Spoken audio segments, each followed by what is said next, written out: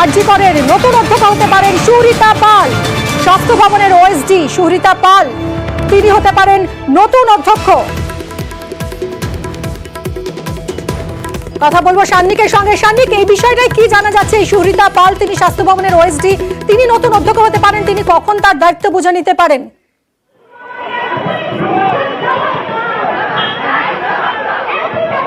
দেখো, এখনো পর্যন্ত স্বাস্থ্য ভবনে একেবারে লিখিত পদত্যাগপত্র জমা কিন্তু পড়েনি। সেইগুলো জমা পড়ার পরে তার স্ক্রুটিনি হয়ে তারপরে যদি স্বাস্থ্য ভবন সন্দীপ ঘোষকে তার দায়িত্ব থেকে অব্যাহতি দেয়, সেক্ষেত্রে তার পরবর্তী যাকে এই পদে নিয়ে আসার কথা স্বাস্থ্য ভবনের তরফে গতকালই চিন্তা ভাবনা করা হয়েছিল, অর্থাৎ স্বাস্থ্য ভবনে ওএসডি পদে তিনি রয়েছেন, তাকেই কিন্তু এই মুহূর্তে ফের একবার এই আরজি কর হাসপাতালে অধ্যক্ষ পদে দেখা যেতে পারে, এমনটাই কিন্তু মনে করা হচ্ছে।